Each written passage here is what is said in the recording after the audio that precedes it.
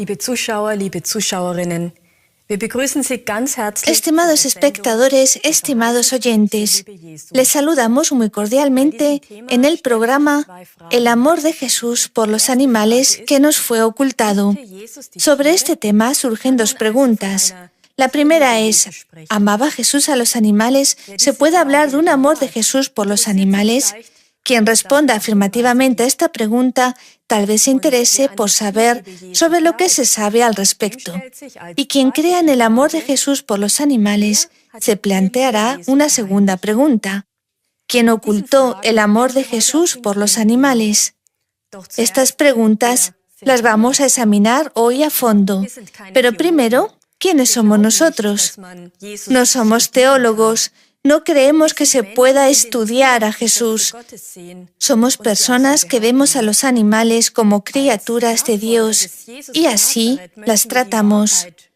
Como seguidores de Jesús de Nazaret, queremos sacar a la luz la verdad sobre su vida y sus enseñanzas, y hoy especialmente respecto a su relación con los animales, sus hermanos menores, nuestros hermanos. Antes de pasar al amor de Jesús por los animales, queremos mostrar brevemente las consecuencias fatales que tuvo y ha tenido hasta ahora el hecho de que a los animales se les niegue todo derecho de protección de su vida y de su personalidad. Se les valora simplemente según el provecho que tienen para nosotros, los seres humanos. A la mayoría de los animales se les emplea como suministradores de carne, o mejor dicho, se abusa de ellos y se les mata brutalmente. ¿Se pueden imaginar ustedes que en la Tierra viven más del doble de animales de matanza que seres humanos?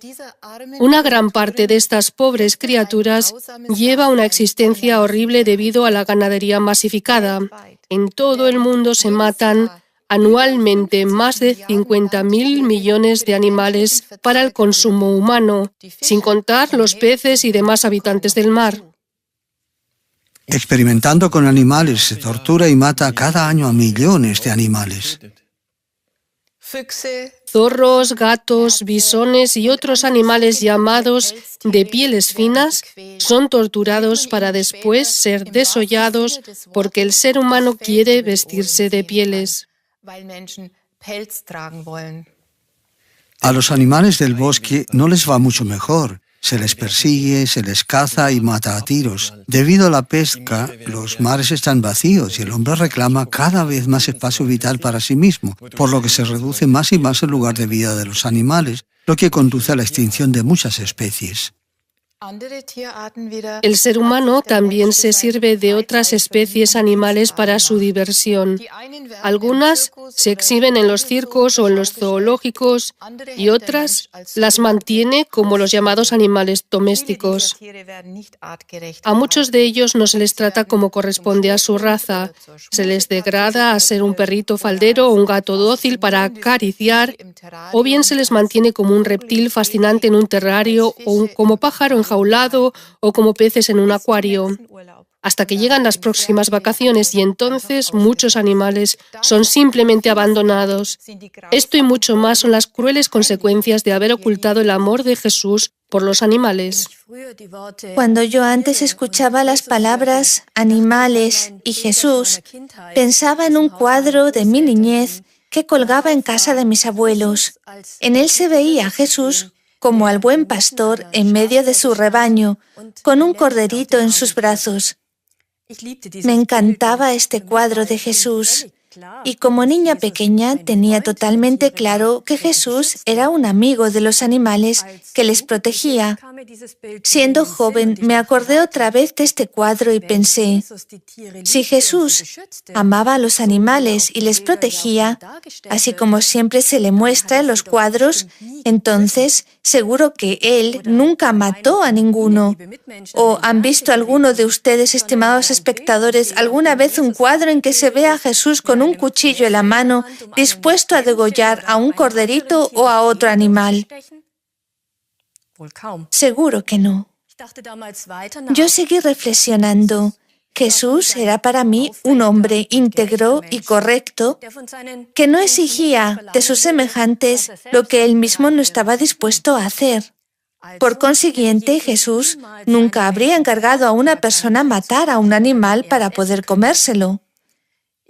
Con esto, en mi juventud, me demostré a mí misma que Jesús no comió carne animal, que él entonces era vegetariano. Totalmente lógico, ¿no?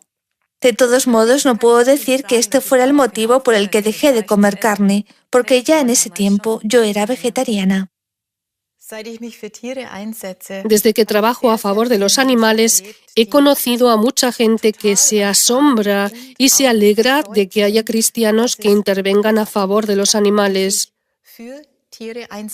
La mayor parte de los seres humanos no saben nada del amor de Jesús por todas las criaturas, pues en las Biblias tradicionales de la Iglesia se encuentra muy poco sobre el trato de Jesús con los animales.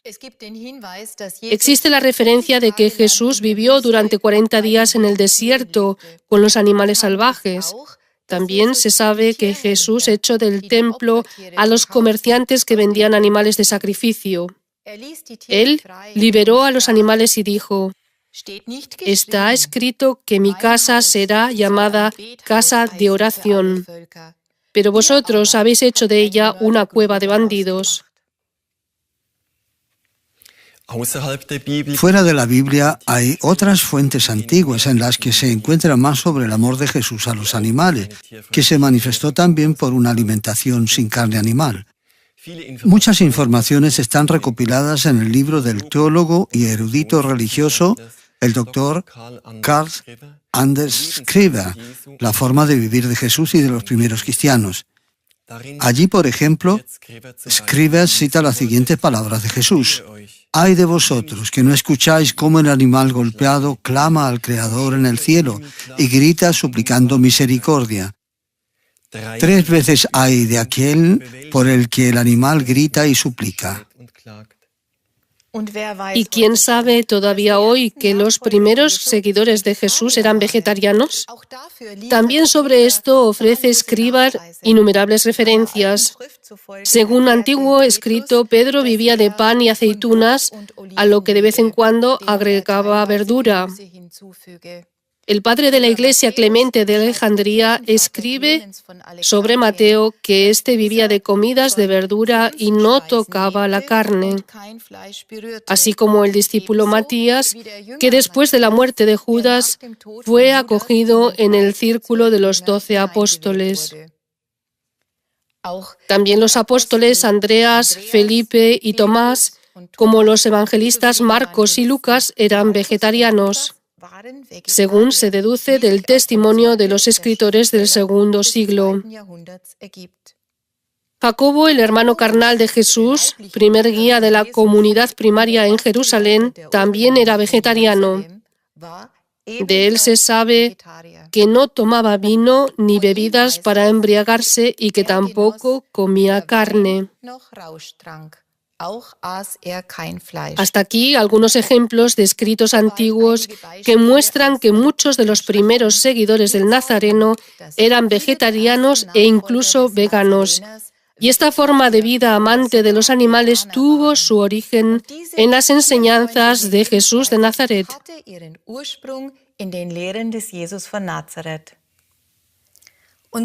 Hoy en día disponemos de un escrito que no se encuentra en la Biblia, en el que se puede leer mucho sobre el amor de Jesús a los animales y sobre su alimentación sin carne.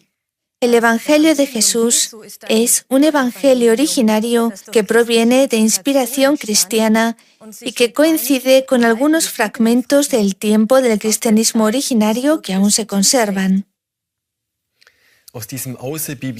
De este evangelio que no se encuentra en la Biblia, deseamos leer algunos párrafos. Por ejemplo, allí se informa cómo Jesús dejaba en libertad a los animales. Aconteció un día, al terminar Jesús su predicación, un joven trajo conejos vivos y palomas para que él los comiera con sus discípulos. Y Jesús miró al joven con amor y le dijo: «Tienes buen corazón y Dios te iluminará. Pero ¿no sabes que Dios en el principio dio al hombre para alimento los frutos de la tierra? Y no por eso lo creó inferior al mono o al buey, al caballo o a la oveja, para que matara a las demás criaturas y consumiera su carne y su sangre. Poned pues en libertad a estas criaturas, para que se alegren en Dios y no traigan culpa a los hombres. El joven las liberó, y Jesús rompió sus jaulas y sus cuerdas. Sin embargo, he aquí que temían ser cautivadas de nuevo, y no querían irse de su lado. Pero él les habló y les dijo que se fueran, y obedeciendo sus palabras se marcharon llenas de alegría. En otra situación, se describe cómo Jesús ayuda a un caballo. Aconteció que el Señor salió de la ciudad e iba por la montaña con sus discípulos, y llegaron a un monte de caminos muy escarpados. Allí encontraron a un hombre con un animal de carga. El caballo se había desplomado a causa de la sobrecarga y el hombre lo golpeaba hasta hacerle sangrar. Y Jesús se le acercó y dijo: Tú, hijo de la crueldad, ¿por qué golpeas a tu animal? ¿No ves acaso que es demasiado débil para su carga y no sabes que sufre? Pero el hombre respondió: ¿Qué tienes que ver tú con esto? Puedo golpear a mi animal cuanto me plazca, pues me pertenece y lo compré por una buena suma de dinero. Pregunta a los que están contigo, pues son de mi vecindario y lo saben. Y algunos de los discípulos respondieron diciendo: Sí, Señor, es tal como dice, estábamos presentes mientras compraba el caballo. Y el Señor respondió: ¿No veis acaso cómo sangra y no oís cómo gime y se lamenta? Pero ellos respondieron diciendo: No, Señor, no oímos que gima y se lamente. Y el Señor se entristeció y dijo: Ay de vosotros, que por la insensibilidad de vuestro corazón no oís cómo se lamenta y clama piedad al Creador celestial. Y 3 veces hay de aquel contra el que clama y se lamenta en su tortura. Y él se acercó y tocó al caballo, y el animal se levantó y sus heridas estaban curadas. Dijo al hombre: Prosigue ahora tu camino y en adelante no golpees más, si es que esperas hallar también tu piedad.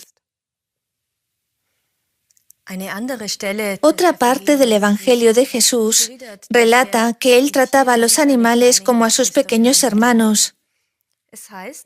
Allí se dice: Jesús entró en un pueblo y vio a un gatito que no tenía dueño y tenía hambre y le gemía. Él lo levantó, lo puso dentro de su túnica, dejándolo reposar en su pecho, y mientras pasaba por el pueblo, dio de comer y de beber al gato, que comió y bebió y le mostró su agradecimiento. Y él lo dio a una de sus discípulas, a una viuda llamada Lorenza, que cuidó de él. Y algunos entre la gente decían: Este hombre se ocupa de todos los animales. ¿Son sus hermanos y hermanas para que les ame tanto? Y él les dijo: En verdad, estos son vuestros hermanos de la gran familia de Dios, vuestros hermanos y hermanas que tienen el mismo hálito de vida del Eterno. Y quien quiera que se ocupe por uno de los más pequeños de ellos y le dé de comer y beber cuando pase necesidades, me está haciendo esto a mí. Y quien intencionadamente permite que uno de ellos sufra necesidades y no le protege cuando es maltratado, está permitiendo este mal como si me lo hicieran a mí. Pues tal como hayáis hecho en esta vida, así se hará con vosotros en la vida venidera.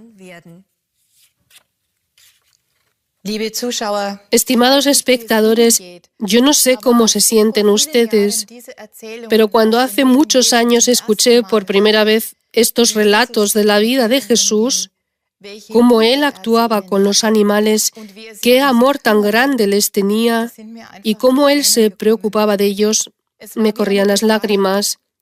Fue como una liberación. En mi infancia yo amaba a los animales, pero nunca pude comprender la discrepancia. Por una parte, amar a los animales y al mismo tiempo tener que ser convencida de que es absolutamente necesario comer carne, que para eso están los animales y otros argumentos más. Tal vez usted también ha vivido algo así, pero cuando conocí estos relatos sobre Jesús y los animales, surgió en mí una pregunta muy importante. ¿Por qué yo no sabía nada de esto? ¿Por qué lo saben relativamente pocas personas? Desde hace siglos se tortura y se mata a los animales. ¿Qué habría sucedido si los seres humanos hubiesen sabido del amor de Jesús a los animales? Y con esto llegamos a la pregunta de ¿por qué no se menciona en la Biblia actual de las iglesias nada de esto? Los 4 evangelios de la Biblia, como son conocidos en la actualidad, no cayeron del cielo como la palabra de Dios. ¿Cómo se sabe? No fueron escritos por Jesús, posiblemente tampoco por sus discípulos, sino que aparecieron casi medio siglo después de su muerte. Y fue entre mediados y finales del segundo siglo cuando se decidió cuáles de los muchos evangelios existentes, que eran los más usuales, se incluirían en la Biblia. Son los textos que conocemos. Muchos más no conocemos. Por el contrario, los padres de la Iglesia podían recurrir a otras fuentes, pues algunos de ellos abogaban claramente por la renuncia a la carne. Uno de ellos fue también Jerónimo, que se ocupó mucho de la traducción de la Biblia y que hoy es venerado como padre de la Iglesia y como santo. Y Jerónimo llega a la conclusión de que el placer por la carne era desconocido hasta el diluvio universal, pero desde el diluvio se nos han embutido las fibras y los jugos pestilentes de la carne animal. Jesucristo, que apareció cuando se cumplió el tiempo, volvió a unir el final con el principio, de manera que ya no nos está permitido comer más carne. Según parece, San Jerónimo no era solo vegetariano, sino un verdadero amigo de los animales, pues la tradición cuenta que le sacó a un león una espina de una garra, por lo que éste se convirtió en su compañero manso y fiel. Y así como Jerónimo, también otros padres de la Iglesia apoyaron el vegetarianismo. Otro fue, por ejemplo, Juan Crisóstomo, antiguo arzobispo de Constantinopla, que a finales del siglo IV hablaba sobre un grupo de cristianos ejemplares, diciendo, entre ellos no hay ningún derramamiento de sangre, ningún animal es matado ni troceado. Entre ellos no se huele el espantoso olor de la comida de carne. No se oye ningún alboroto ni ruido tumultuoso. Comen solo pan, que se ganan con su trabajo, y agua que les ofrece una fuente pura. Si desean una comida más abundante, se complacen con frutos y en ellos encuentran un placer más grande que ante la mesa de un rey.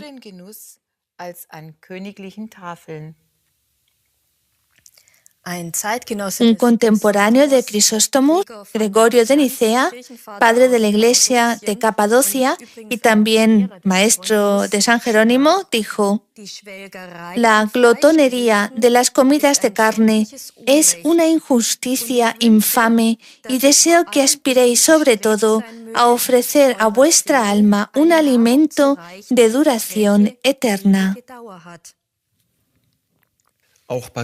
También Basilio el Grande, que se considera como una de las figuras de más significado de la Iglesia, escribió en la misma época: el cuerpo que se carga de comidas de carne es atacado por las enfermedades. Un modo de vida moderado lo hace más sano y más fuerte y le corta la raíz al mal. Los olores de las comidas de carne ensombrecen la luz del espíritu. Difícilmente puede amarse la virtud si uno se alegra con los platos y banquetes de carne. Estas son declaraciones claras y significativas. Imaginémonos qué sucedería si hoy los pastores de la Iglesia anunciaran algo así desde sus púlpitos. ¿Cuánto sufrimiento se les podría haber evitado a los animales si las iglesias hubiesen enseñado en el curso de los siglos la alimentación vegetariana que les era tan conocida a los primeros cristianos? ¿Dónde estaría hoy la tierra? Tal vez no habría catástrofes climáticas. La tierra estaría sana y podría alimentar a todos sus habitantes. Y ahora uno se pregunta, ¿por qué no se conoce actualmente casi nada de esta forma de vida vegetariana de los seguidores de Jesús? A ello contribuyeron con seguridad algunos factores. Los primeros cristianos vivían dispersos en pequeños grupos. En estas comunidades jóvenes, ante todo allí donde no actuaban testigos directos de Jesús, se fueron introduciendo con el tiempo nuevamente los antiguos elementos religiosos, como estructuras de jerarquía, rituales y la idea de celebrar sacrificios, que les era conocida tanto a los judíos como a los romanos. También la tradición de comer carne se impuso al parecer por este medio. Posiblemente en ese tiempo era como ahora. Las personas escuchaban aquello que querían oír. Hasta hoy se refieren la mayoría de los consumidores clericales de carne a una declaración de San Pablo que dice: de todo lo que se vende en el mercado de carne, comed sin preguntar nada por motivos de conciencia. Pero Pablo no hizo esta declaración por motivos alimenticios, sino que se trataba de que no se hicieran diferencias de para quién se sacrificaba la carne. Además, no se puede olvidar que estas no son palabras de Jesús de Nazaret, sino solo la opinión de Pablo, que no vivió en tiempos de Jesús, sino después. Pero antes de esta declaración, él mismo escribió: todo es lícito, pero no todo conviene. Todo es lícito, pero no todo edifica. ¿Acaso no significa esto que para San Pablo no existía una prohibición de comer carne, pero que incluso para él el comer carne no era nada que fuera útil o edificante? Pero la teología ha sacado simplemente de contexto esta frase a medias de Pablo y hasta hoy la sigue tergiversando como legitimación para el consumo ilimitado de carne, ocultando que en otro párrafo San Pablo también enseña que él renunciaría a comer carne si alguien de la comunidad estuviese en contra. Algunos de los primeros cristianos siguieron fielmente a Jesús. Eran entonces como él, protegían a los animales, eran pacifistas y se negaban a utilizar armas. Por esta razón, en las primeras comunidades no se aceptaba el ingreso de soldados ni cazadores. Pero la mayoría quería hacerlo todo de otra manera y, por último, esta mayoría se impuso. Tal vez por la elección de los textos que se incorporaron a la Biblia. Algunos de los más leales seguidores de Jesús fueron perseguidos y eliminados o se les hizo callar. Y así se fue perdiendo cada vez más la elevada ética y moral que enseñó Jesús. Con el curso del tiempo, se formó una religión externa con estructura jerárquica, con rituales y cultos muy ajenos a las ideas originales.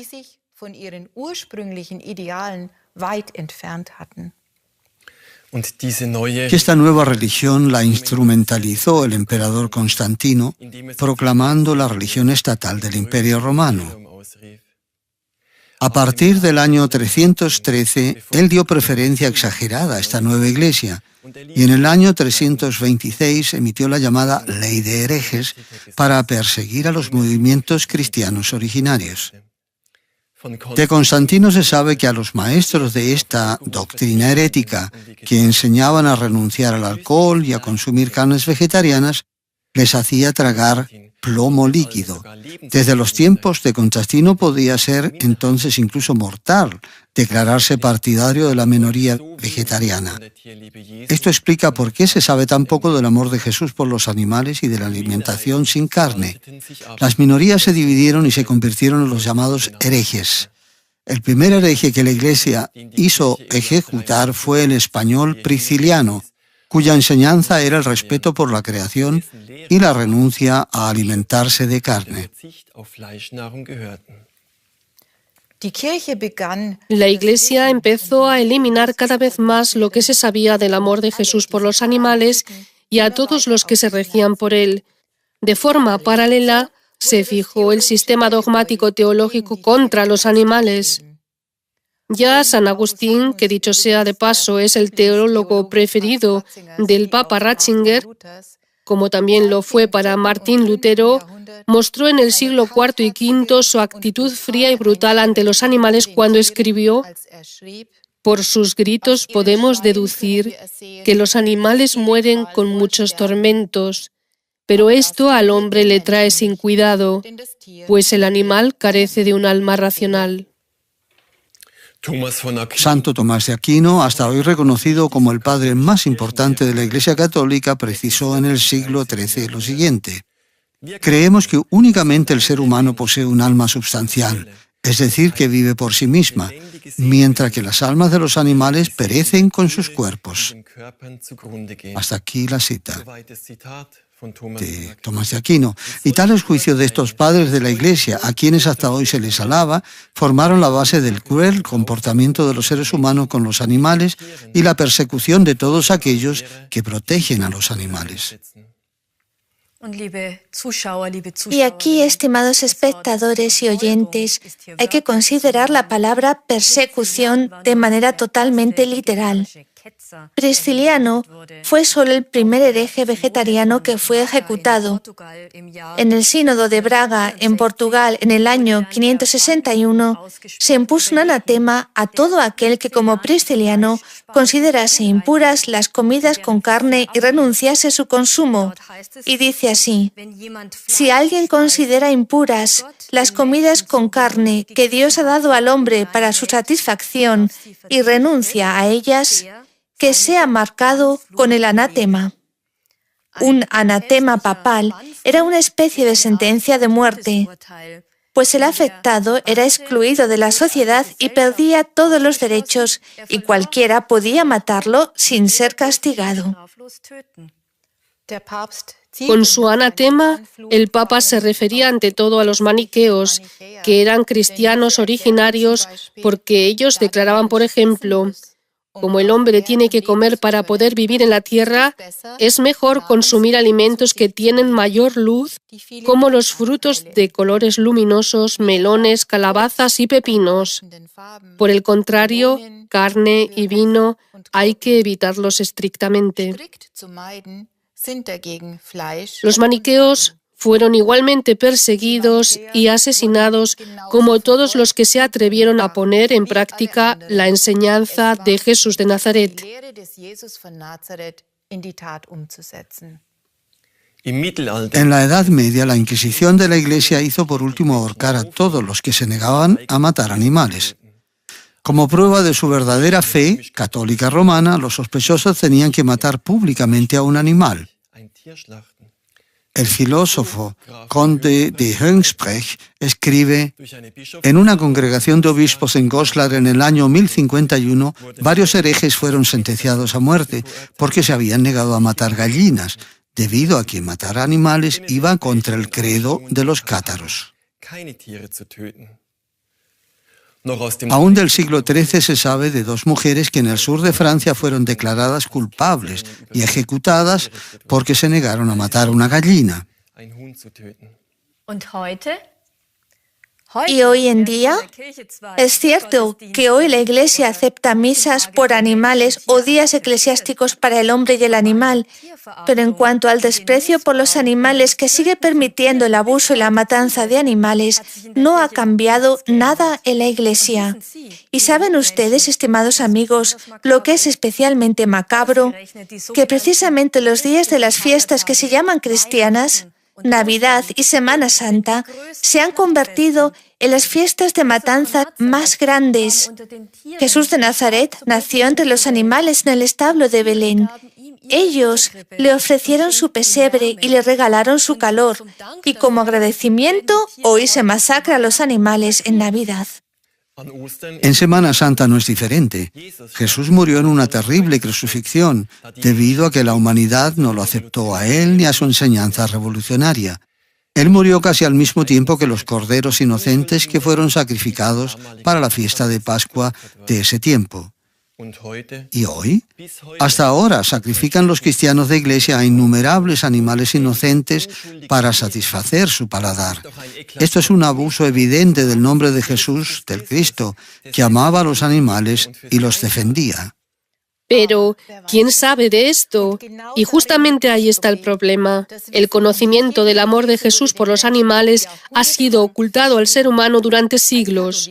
Un católico tiene que someterse al Papa en el Vaticano, donde tienen una granja propia y una carnicería papal para abastecer al Papa Ratzinger de carne y salchichas. Parece que más de alguna iglesia está orientada aún hoy en día al culto antiguo del sacrificio animal. En la fiesta de artesanos en el terreno de obras de la catedral de Hildesheim, o sea, en medio de la catedral, se volteaba en el asador, como decía orgulloso el obispado, un cochinillo en su propio jugo. Y no fue el único animal que fue sacrificado esa tarde para satisfacer el paladar.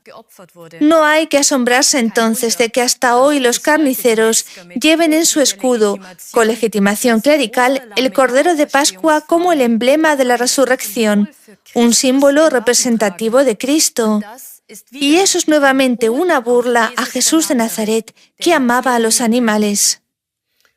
Pero no es solo la Iglesia Católica. Sacerdotes y pastores de ambas confesiones bendicen en las misas de San Humberto a los cazadores, a la caza y a los animales asesinados. No basta con que la Iglesia bendiga el terror y la guerra contra los animales, sino que no es raro que también sacerdotes y pastores sean al mismo tiempo cazadores.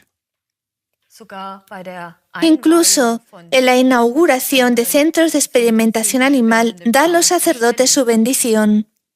Sirviendo al dios del dinero, la Iglesia evangélica vendió, por ejemplo, en Hannover un terreno clerical a un consorcio farmacéutico que levantó allí un centro de investigación para llevar a cabo también experimentos con animales.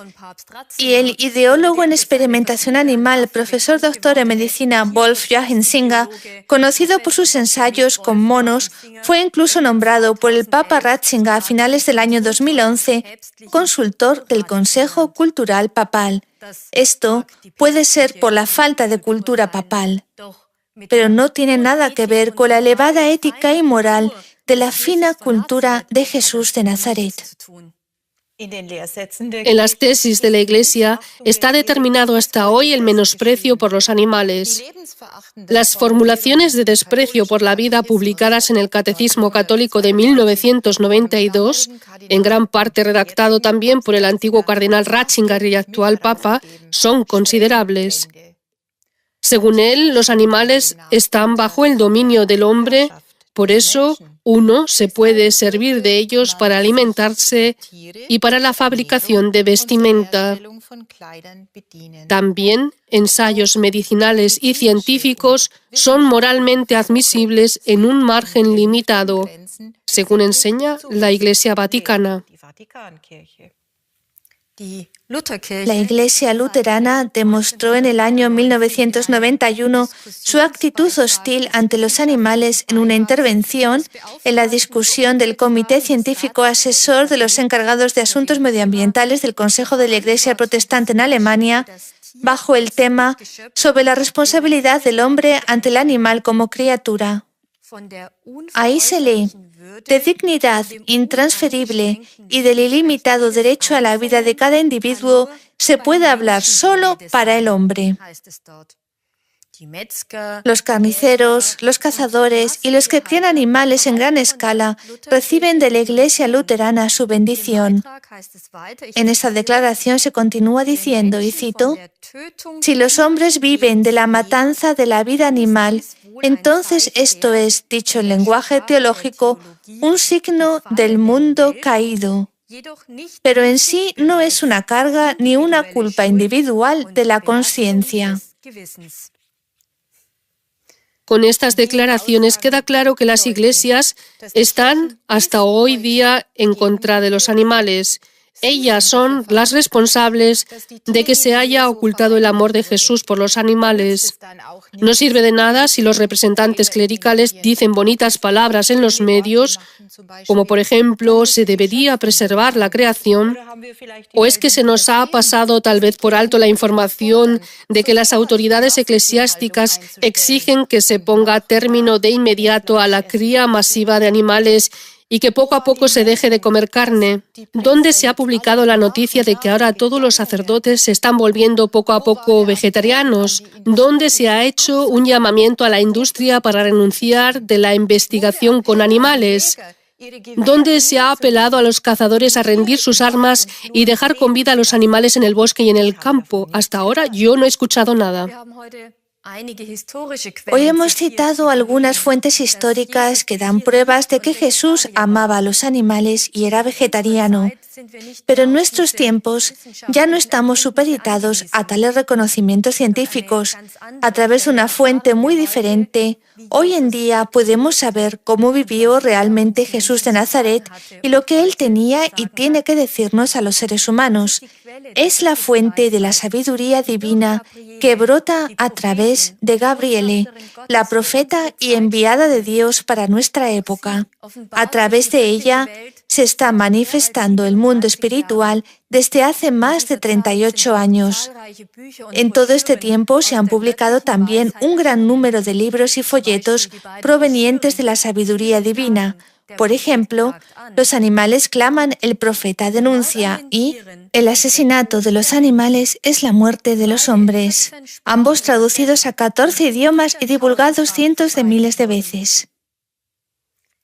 La obra central en la que hoy en día podemos leer sobre el significado de la vida de Jesús en una dimensión hasta ahora desconocida es la gran manifestación de Cristo, Esta es mi palabra.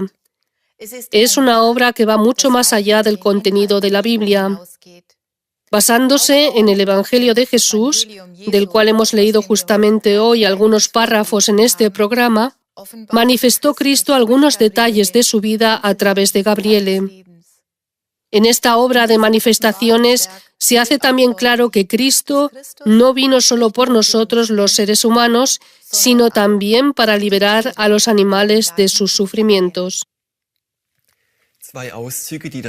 Deseo leer ahora dos extractos que demuestran esto claramente.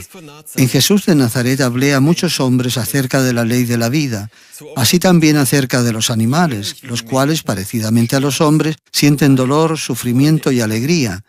De la misma manera que el hombre no debe estar en contra, sino a favor de su prójimo, también debe estar a favor de los animales y asumir responsabilidad para con ellos, pues ellos sirven al hombre. Una y otra vez enseñé a los hombres que también los animales son criaturas de Dios y que el hombre no debe abusar de ellos, sino que amarlos. En otro lugar de esta manifestación de Cristo, dice: muchos animales acogen las vibraciones de los hombres y se comportan de una forma similar a ellos. Si el hombre cambia y vive según la ley divina, también los animales volverán a ser confiados y serán amigos del ser humano. Estimados amigos, Jesús de Nazaret amaba a los animales y enseñó a los seres humanos a practicar la regla de oro también con los animales. Lo que no quieras que te hagan a ti, no se lo hagas tú tampoco a nadie, tampoco a ningún animal y a ninguna planta. Esta verdad, como tantas otras cosas, fue ocultada por las instituciones eclesiásticas, fue tergiversada y en muchas ocasiones se hizo de ella totalmente lo contrario. Si ustedes desean conocer la verdad sobre la vida de Jesús de Nazaret respecto a su relación con los animales y a lo que verdaderamente significan su vida y su doctrina, entonces podemos recomendarles de todo corazón la gran manifestación de Cristo. Esta es mi palabra. Con una frase de esta manifestación divina, nos despedimos en este programa de hoy. Y dice, lo que el hombre hace a los animales, se lo está haciendo a sí mismo, pues la vida, Dios, está en todas las formas de vida. Dios no dio a los hombres el derecho de ponerse por encima del animal, les dio el mandamiento de amar la vida, sea cual sea la forma en que se manifieste. Con estos pensamientos, estimados oyentes, estimados espectadores, nos despedimos de todos ustedes. Un cordial saludo en Dios. Hasta otra. Und auf Wiedersehen.